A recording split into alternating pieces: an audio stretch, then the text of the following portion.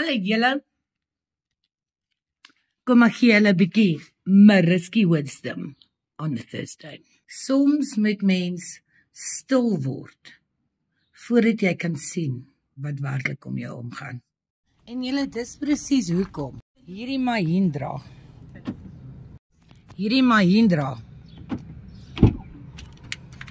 Die perfekte kar is nie net vir jou image nie, of jou siel of jou sanity nie, maar almal se veiligheid. Julle, hierdie Mahindra, okay, wanneer jy ry en jy stop, gaan die musiek outomaties sagter.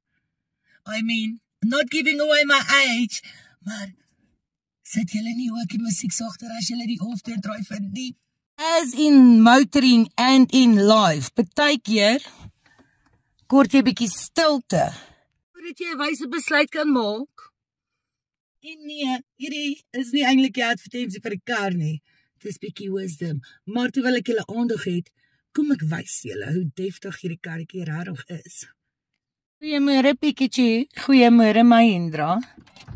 Yes girl, disclaimer and all. Een van my favourite features van hierdie kar is hierdie steering wheel julle. Ek weet nie of dit die grip is nie, ek weet nie of dit omdat hy so lekker dun is nie, maar die is 'n ongelooflike lekker steering wheel. Hy vat net vas, hy ry net lekker.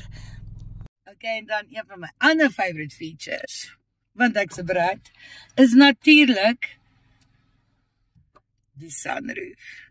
En laaste, hierdie kar se reverse camera is beter as my televisie se display. Check it out. Okay julle, so, ons gaan vir reverse. Check. Ag, die son skyn nou op dit. Hier kom my buurvrou, ek het gesien sy gaan ry. Check it out. Go buurvrou, go. Gooi hom.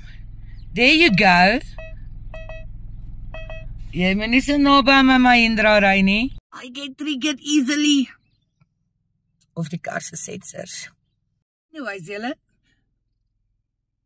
Kyk op by. By. Ek dink hulle sê by is good like vir 12. Oh fuck, dit was close. Anyways, dis bietjie food for thought met 'n bietjie vloek en 'n bietjie car review. Dankie Mahindra. Ek dink dis 'n bumblebee en dit is CFAO Shof. Mahindra Benoni. Check die link in my bio, check die details in my bio. Like and share vir bietjie meer chaos. Saam met Mariski, the adventures of julle favorite. Okay, love julle. Bye. Okay, Gingy, ons gaan huis toe, kom.